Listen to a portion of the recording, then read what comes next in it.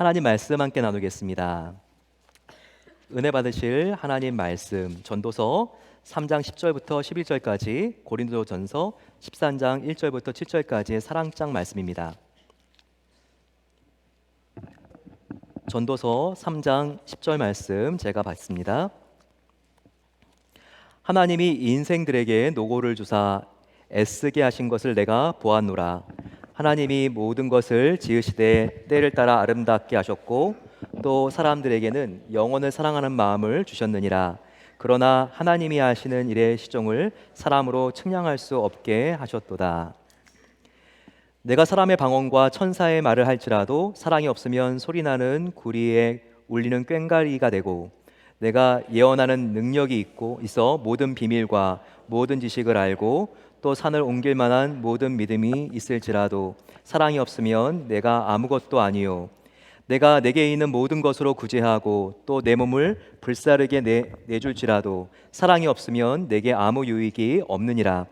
사랑은 오래 참고 사랑은 온유하며 시기하지 아니하며 사랑은 자랑하지 아니하며 교만하지 아니하며 무례히 행하지 아니하며 자기의 유익을 구하지 아니하며 성내지 아니하며 악한 것을 생각하지 아니하며 불의를 기뻐하지 아니하며 진리와 함께 기뻐하고, 함께 있습니다. 모든 것을 참으며 모든 것을 믿으며 모든 것을 바라며 모든 것을 견디느니라. 아멘.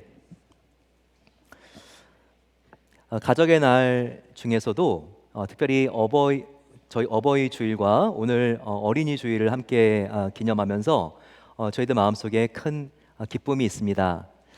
우리의 인생의 때는 모든 구간 하나하나가 다 아름답다고 했죠. 한 집안이나 가정을 보더라도 어떠한 단독 세대만 있는 게 아니라 여러 세대가 함께 있으면 그 모습이 참 조화롭고 아름답게 보입니다. 지혜로운 할머니, 할아버지, 그리고 또한 성숙한 아버지와 어머니, 그리고 또 그 아랫세대 아들, 딸, 며느리, 사위, 그리고 손자, 손녀가 함께 모여 있다면 이것이 얼마나 다복한 가정이겠습니까? 저는 참 감사한 게 저희 베델교를 생각하게 되면요, 전 세대가 함께 다 다채롭게 연결되어 있고 엮여 있는 모습이 참 너무나 아름답게 느껴집니다. 특별히 이 자리에는 나이가 지긋하신 시니어분들도 계십니다. 그런데 우리가 꼭 명심해야 되겠죠. 특별히 시니어분들은 인생의 노년기가 황금기라는 것을 잊지 말아야 합니다. 노을이 지는 아름다운 정말 그 석양역, 바로 그 황혼역이 동이 트는 새벽녘보다 훨씬 더 아름답다는 것을 기억해야 합니다. 나이가 들면서 몸이 물론 약해질 수는 있죠. 하지만 영성과 성품은 우리가 하나님 안에 더 깊이 거할수록 더욱더 아름답고 맑아지고 깊어질 수가 있습니다. 이것을 알았던 바울 사도는 무엇을 말합니까? 고린도후서 말씀 4장 16절을 보게 되면 이렇게 말씀하지 않나요? 그러므로 우리가 낙심하지 아니하노니 우리의 겉사람은 낡아지나 우리의 속사람은 날로 새로워지도다 라고 분명히 말씀하셨습니다. 우리의 속사람, 우리의 마음이 예수님 안에 더욱더 깊이 있으면 새로워지고 젊어지고 활력이 넘친다는 겁니다. 그러니 언제나 나의 젊은 시절을 동경하고 또 젊은 사람들과 나를 비교하면서 시무룩해지면 안 됩니다. 인생에는 나이만 젊었지 특별히 마음은 바짝 늙은 애 늙은이도 굉장히 많이 있습니다. 오히려 마음이 우울할 시간에 더욱더 주님과 친밀해지십시오. 그러게 되면 날마다 영혼이 새로워지죠. 우리의 마음이 하늘의 평안과 기쁨과 감사와 만족으로 덮이게 됩니다. 가정의 달을 맞아서 저희 교회 성도님들의 연령 분포를 한번 조사해 봤습니다. 성도님들을 한번 우리가 조사해 보게 되면 감사한 게 모든 세대들이 고르게 있는 것을 볼 수 있죠. 시니어 분들도 150명 이상으로 70세 이상 되신 분들이 이렇게 많이 계십니다. 하지만 가장 많은 층은 어디죠? 물론 50대와 60대도 많지만 3, 40대가 가장 많습니다. 30대는 청년부를 더한 숫자가 아니기 때문에 3, 40대 3040이 저희 교회에서 가장 많다는 것을 알 수 있습니다. 이분들은 누구죠? 3, 40대는 유아 유치부, 초동부, 중고등부 자녀들을 둔 부모님들입니다. 이걸 보면서 자녀들의 신앙을 위해서 베델 교회에 많이 오시고 계시는구나, 이것을 우리가 알 수 있습니다. 5월 7일 이번 주간에는요, 또 미국에는 교사의 날이 있습니다. 우리 자녀들을 진리와 말씀 가운데 인도해 주시는 주일학교 선생님들께 우리가 감사의 마음을 가져야 할 것입니다. 참 이런 분포도가 감사합니다. 인구 고령화로 인해서 미국이든 한국이든 역삼각형이죠. 어느 기관, 교회를 가더라도 아이들의 울음소리를 듣는 것이 너무나 어려워지게 되었습니다. 하지만 우리 교회는 역삼각형이 아니라 오히려 얇아서 너무나 걱정되는 허리층이 가장 두터우니 이것이 얼마나 감사한 사인입니까? 오늘 어린이 주일을 맞아서 저와 여러분들이 우리의 자녀들을 어떻게 양육하는지 같이 한번 그 방법을 배워봤으면 좋겠습니다. 비단 우리의 혈육의 자녀가 아니라 할지라도 사도 바울은 자기의 육신의 자녀가 없었지만 영적인 자녀 디모데가 있었죠. 누군가를 예수님께로 가까이 인도하기를 원하는 소원이 있다면 오늘 말씀은 저희들이 충분히 귀 기울여 들을 수 있는 가치가 있는 말씀입니다. 어떻게 하면 하나님이 우리에게 허락해 주시고 연결시켜 주신 영적인 가족들, 이 사람들을 우리가 하나님의 형상으로, 하나님이 기뻐하시는 모습으로 변화시킬 수 있을까요? 그것은 우리의 힘으로는 안 되죠. 바로 그 방법은 우리가 하나님의 사랑을 닮아갈 수 있도록 노력하는 것입니다. 조금이라도 더 하나님의 사랑을 닮아가기 위해서 성경적인 사랑을 배우는 것입니다.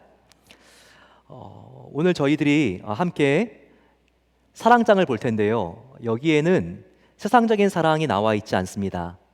우리가 흔히 사랑이라고 하면 무엇이 연상이 됩니까?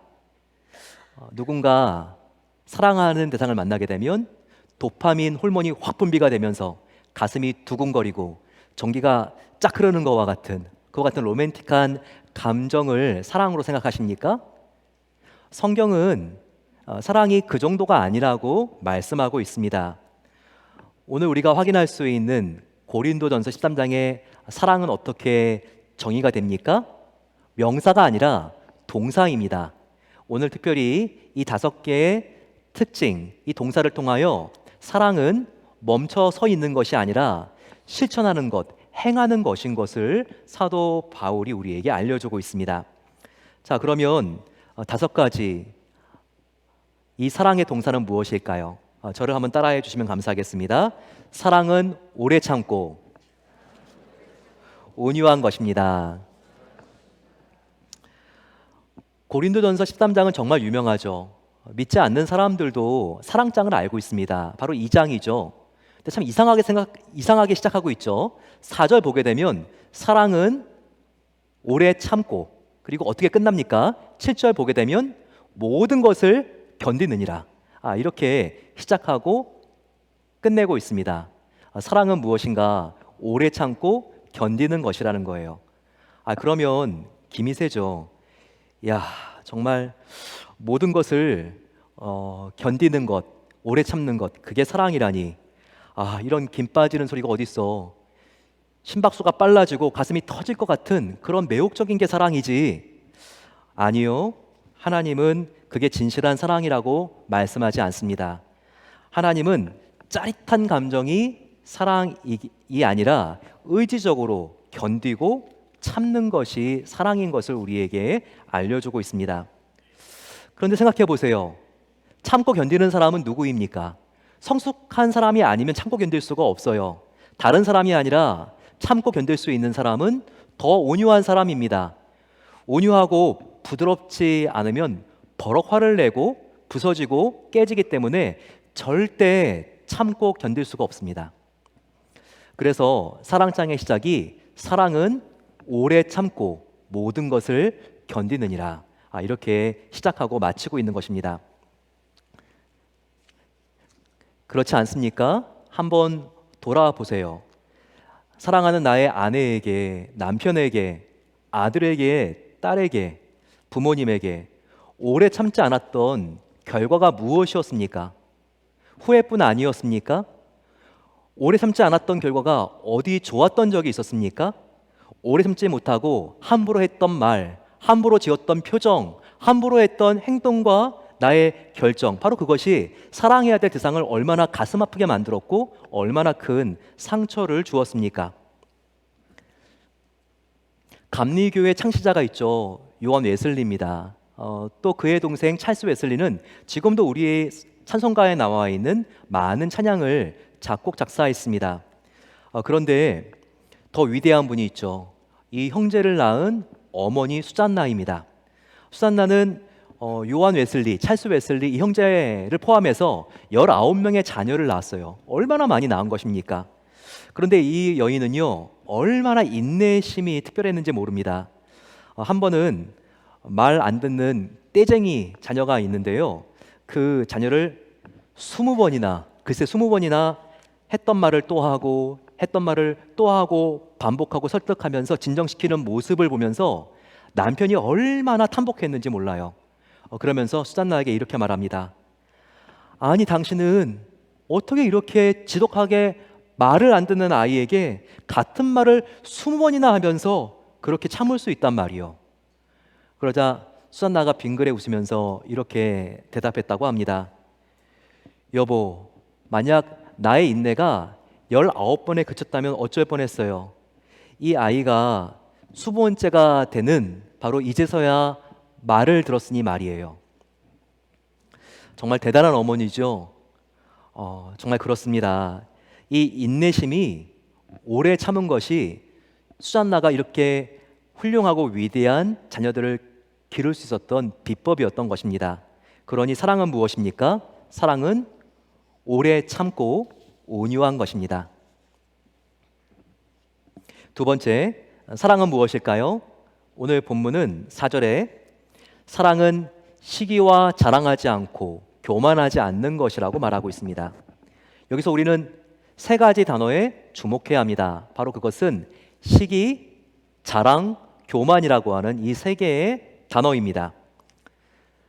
왜 그렇습니까? 이것은 바로 시기와 자랑은 그 뿌리가 같은데 이 뿌리가 바로 이기심, 교만이라는 것입니다. 왜 그렇죠? 한번 시기를 살펴보겠습니다. 오늘 고린도전서 13장에 사랑은 시기하지 않는 것이라고 나와 있는데 영어 성경을 보게 되면 그 번역이 envy라고 나와 있어요. 바로 질투심이라고 하는 단어입니다. 부모들 중에 남의 자녀가 잘 되는 것을 너무나 속상해하고 질투가 나서 견디지 못해 하시는 분들이 계십니다. 그러면서 자녀에게 이렇게 말하기도 하죠. 야, 옆집에 제니 좀 한번 봐라. 걔가 너처럼 게임만 하는 줄 아니? 걔는 말이야 집에 오자마자 숙제부터 해. 그러니 성적표에 올 A가 나오지. 너같이 시들시들 하는 줄 아냐? 여러분들 시들시들 아세요? CD 바로 이게 시들시들이죠. 하지만 이런 분일수록 반대가 되기도 쉽습니다. 자녀가 조금만 잘해도 자기의 SNS 계정에 우리 제니를 보라고요. 이렇게 자랑하고 싶은 마음이 여기까지 올라오는 분들이 계시죠. 보세요. 시기와 자랑이라는 게 이게 다 같은 겁니다. 동전의 양면과 같은 거예요. 금방 시기하는 면이 되었다가 또 금방 자랑하는 면이 되면서 계속 회전하는 이 모습이 꼭 동전의 양면 같잖아요. 그런데 그 이유가 바로 이 시기와 자랑은 이기심, 나를 사랑하는 자기의 이 교만에 기초하고 있기 때문이라는 것을 아십니까? 그래서 사랑은 무엇인가? 이것을 정확히 알았던 사도 바울은 사랑은 무엇인가? 시기하지 않고 자랑하지 않고 교만하지 않는 것이라고 분명히 사도 바울이 밝혀주고 있는 것입니다. 우리는 나의 자녀를 과연 어떻게 대하고 있는지 바라봐야 합니다. 수시로 우리가 점검해야 되는 것이죠. 혹시 남들의 자녀보다 조금만 잘해도 넌 대단해. 역시 내 아들이야. 내 딸은 뭔가 달라. 이렇게 추켜 세우다가 조금만 잘못해도 이게 뭐니? 너 누가 낳았어? 다리 밑에서 주워왔냐? 이와 같이 생각하는 경향이 있지 않습니까? 그러면 그 밑에 있는 자녀들은요, 혼란스러워요. 금방 추켜 세웠다가 금방 다운시켰다가 들었다 놨다 하는 부모 밑에서 내가 과연 진실한 아빠 엄마의 사랑을 받고 있는가 혼란스럽고 의심하게 되기가 쉽다는 것입니다. 이럴 때는 우리의 내면의 자세를 우리가 잘 점검할 수 있어야 됩니다. 내가 자녀를 사랑한다고 하면서 실은 내 안에 나를 사랑하는 이기심이 작동하고 있지는 않는지 면밀하게 내가 관찰하고 살펴봐야 됩니다.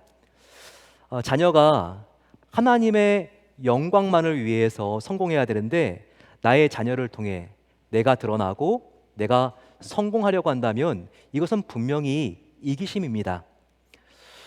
우리는 이 시기와 자랑의 뿌리인 교만을 가지고 하나님 앞에 이것이 발견될 때마다 회개하며 나아가야 된다는 거예요. 사랑을 다시 말씀드리지만 사랑은 시기하지 않고 자랑하지 않고 교만치 않는 것입니다. 이게 정말 어려워요. 하지만 어렵지만 우리가 이렇게 할 수 있는 한 가지 방법이 있습니다. 그것은 나의 자녀가 나의 소유, 내 것이라는 것이 아니라 하나님의 소유인 것을 우리가 반복해서 인정해야 된다는 거예요. 나에게 하나님께서 맡겨주신 자녀라는 것을 수없이 우리의 생각 가운데 도장을 찍어야 됩니다. 그리고 나의 자녀의 작은 하나까지도 하나님께 감사하는 습관을 가져야 합니다. 나같이 부족한 자에게 이와 같은 자녀를 주신 하나님 감사합니다. 지금도 소아병동에 가면 그렇게 아픈 자녀들이 많이 있는데 오늘도 나의 자녀가 숨을 쉴 수 있고 건강하게 살 수 있는 이 자체에 감사드립니다. 또 이 자녀가 나보다 이 아이를 더 사랑해 주시고 더 완전하게 인도하실 하나님의 아들, 딸인 것을 믿고 감사합니다. 우리가 이렇게 하나님께 감사의 고백을 드리는 겁니다. 이처럼 작은 것까지도 사소한 것까지도 놓치지 않고 감사할 때 우리는 하나님이 주신 나의 자녀와 다른 사람의 자녀와 함부로 비교하지 않게 됩니다. 그러면서 시기하거나 자랑하지 않고 날마다 감사하고 만족할 수 있는 사랑의 힘이 생기는 것입니다. 세 번째, 사랑은 무엇입니까? 사랑은 무례히 행하지 아니하고 자기의 유익을 구하지 않는 것입니다. 저를 따라해 주세요. 사랑은 무례히 행하지 않는 것입니다. 무례히 행하지 않는 게 뭐죠? 반대죠. 예절을 갖춰 행하는 것이죠. 상대방이 어리고 불완전하고 약하다 할지라도 함부로 무시하지 않고 예절을 갖춰서 정성을 다하여 존중하는 바로 그 자세, 바로 이것이 우리가 무례히 행하지 않는 것입니다. 특별히 무례히 행하지 않는 것의 시작이 무엇인 줄 아세요? 이것은 경청하는 것 같아요. 다른 사람의 말을 건성으로 듣는 것이 아니라 귀담아 듣는 태도, 바로 이 경청이 무례하지 않는 것의 시작입니다. 한자에는 듣는다는 말이 크게 두 가지가 있습니다. 하나는 들을 경, 또 하나는 들을 청입니다. 이 둘의 차이를 알겠어요? 영어로 다릅니다. 영어로 들을 무는요, 들을 무는 무엇일까요? 이것은 히어링이에요. 그냥 무슨 뜻인지 모르지만 소리가 그냥 귀에 들려지는 것.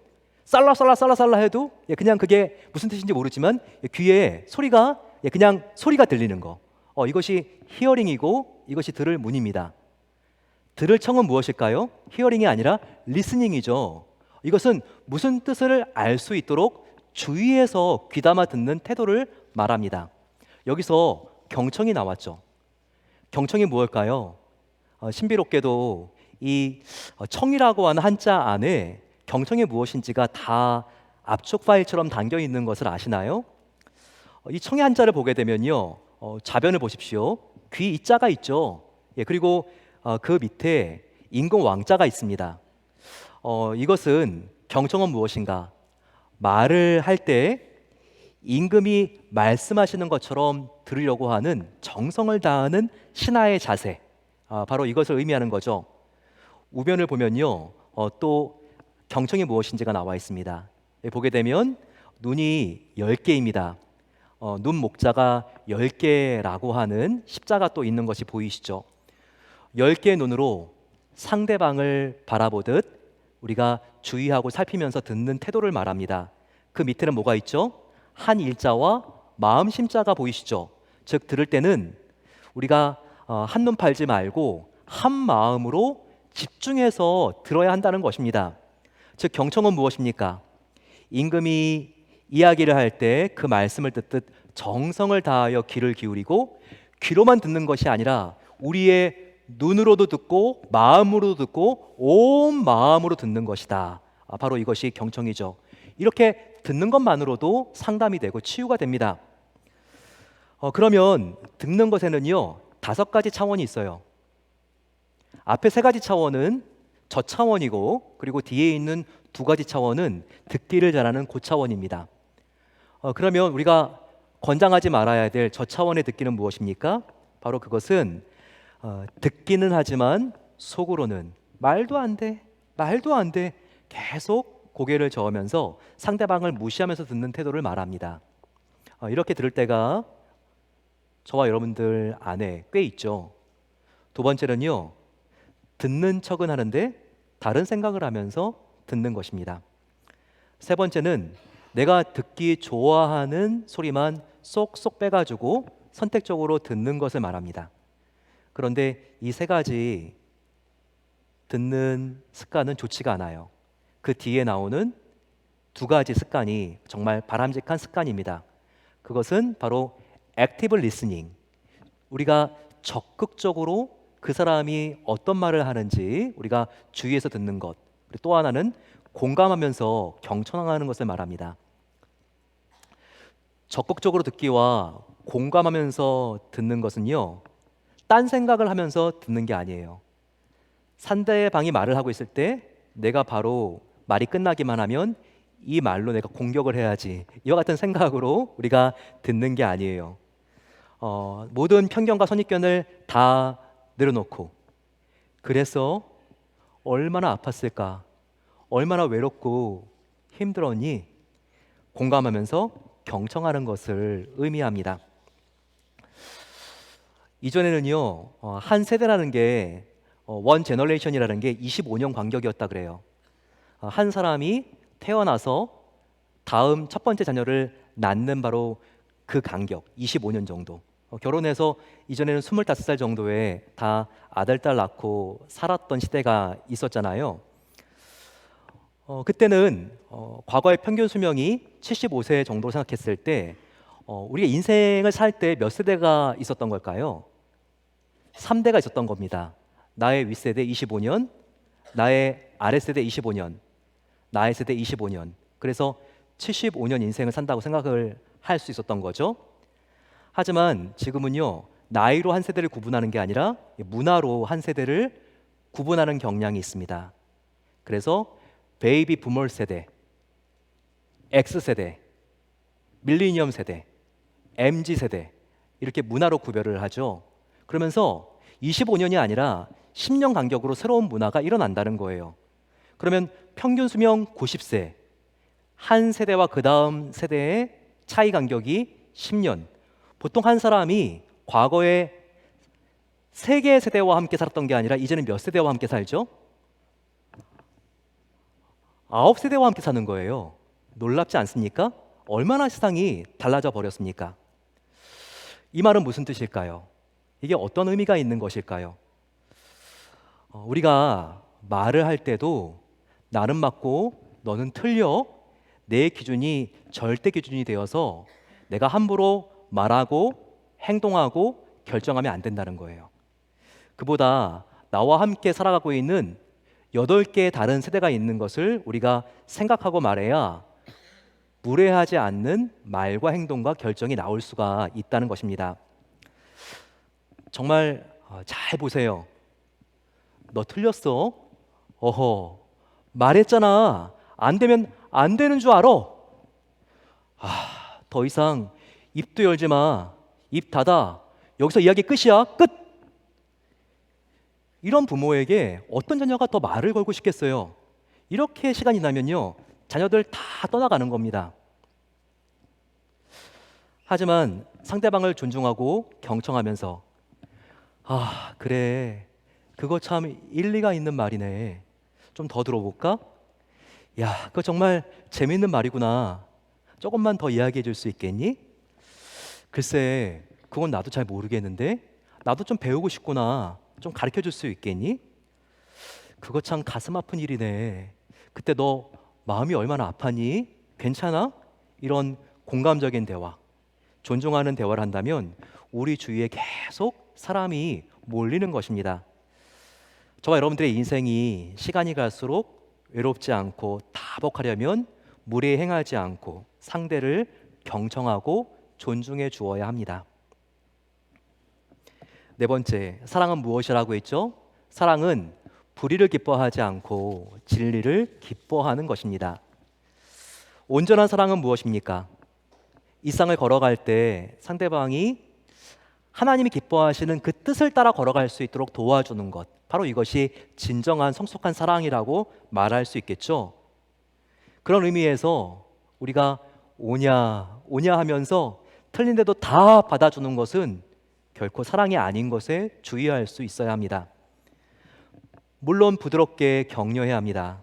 하지만 로마서 16장 19절 말씀처럼 선한 데는 지혜롭고 악한 데는 미련할 수 있도록 바르게 지도해 주는 것이 사랑입니다. 다섯 번째, 사랑은 모든 것을 믿고 모든 것을 바라고 모든 것을 견디는 것입니다. 마지막 사랑의 이 특징 다시 한번 우리 읽어볼까요? 시작. 사랑은 모든 것을 믿고 모든 것을 바라고 모든 것을 견디는 것입니다.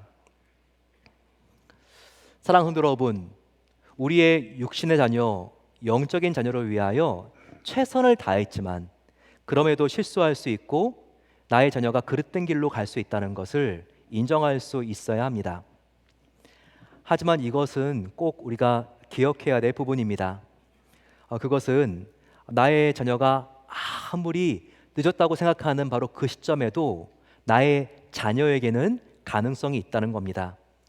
왜냐하면 나의 아이는 딱딱한 석고가 아니거든요. 아직 딱딱한 석고가 되지 않았습니다. 하나님이 전 인생을 통하여 빚어가시는 말랑말랑한 반죽 덩어리인 것을 우리는 믿어야 합니다. 그 아이를 만든 이는요, 나 같아도 내가 아니에요. 그 아이의 참부모는 바로 창조주이신 하나님이세요. 그렇기 때문에 그 자녀의 미래를 우리가 섣불리 단정 짓거나 미리 걱정하면 안 된다는 거예요. 분명히 말씀드리지만 그 아이의 참부모는 그 아이를 가장 사랑하고 계시는 하나님이시라는 것입니다. 그렇다면 그 자녀를 하나님께 믿고 맡기고 기도하며 나가면 하나님이 하나님의 자녀이기 때문에 책임지신다고 하는 믿음이 필요합니다. 하나님이 당신의 계획대로 놀라운 작품을 하나님의 손에 넣고 만들어 가신다는 것입니다. 우리 자녀들은 아무리 실패하고 방황해도 돌아갈 사랑의 품이 있다는 것만 확신할 수 있다면 언제든지 다시 돌아올 수 있고 일어설 수 있는 자들입니다. 성경에 그게 나와 있죠. 방탕한 아들 탕자를 한번 보시기 바랍니다. 성경에 탕자만큼 문제아이가 있었습니까? 그만큼 배은망덕한 사람이 있었나요? 그만큼 구제불능 타락한 사람이 있었습니까? 그럼에도 불구하고 탕자는 자신을 맞아줄 수 있을 것과 같은 아버지를 믿었기 때문에 그가 고향으로 돌아왔고 집으로 돌아와 회복되지 않습니까? 저와 여러분들이 부족하지만 그럼에도 불구하고 포기하지 않고 하나님의 사랑을 닮아가기 위하여 몸부림칠 때 반드시 저와 여러분들의 하나님과 멀어진 자녀는 다시 돌아올 수 있다는 것을 믿어야 합니다. 리더스 다이제스트에 나왔던 많이 알려진 이야기죠.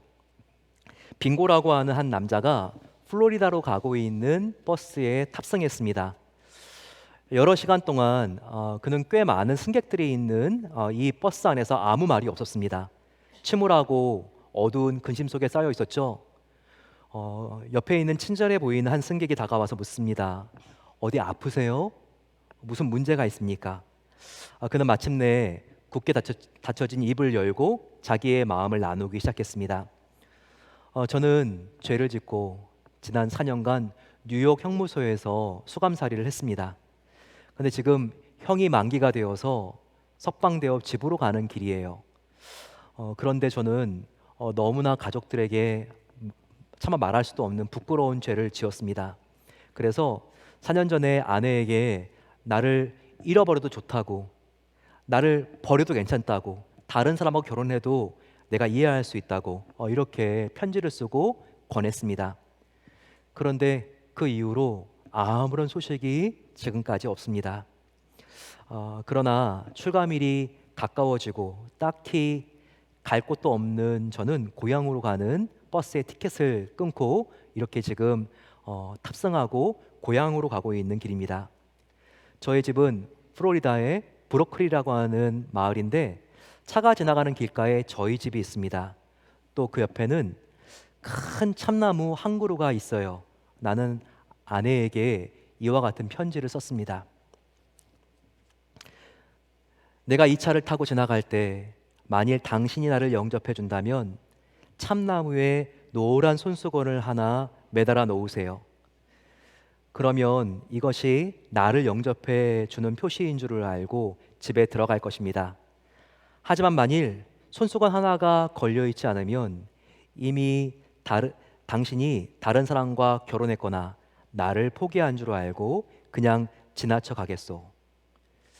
이제 내가 살던 집이 얼마 남지 않았는데 참으로 걱정입니다.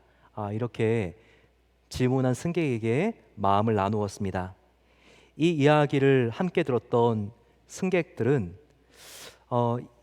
이 버스가 마을을 향해서 50마일, 30마일, 10마일, 5마일, 이제 1마일이 남겨졌을 때 마을로 이제는 바로 도착할 그 시간이 되자 다 같이 초조해지기 시작했습니다. 이 남자는 차마 눈을 뜨고 볼 수가 없어서 그 눈을 감아버렸죠. 바로 그때 갑자기 버스 안에 함성이 터졌습니다. 바로 그 큰 참나무가 수천 개의 노란 손수건으로 다 매달려 있었기 때문입니다. 혹시라도 손수건을 못 보고 그냥 지나갈까봐 그 아내가 아이들과 함께 밤새도록 그 나무를 온통 수천 장의 노란 수건으로 물들여 놓았기 때문이죠.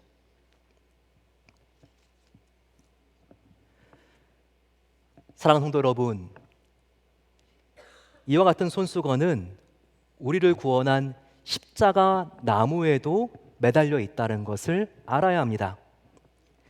내 인생이 아무리 별 볼 일이 없고 의미가 없이 느껴지고 실패한 것 같아도 하나님은 포기하지 않고 우리를 기다리십니다.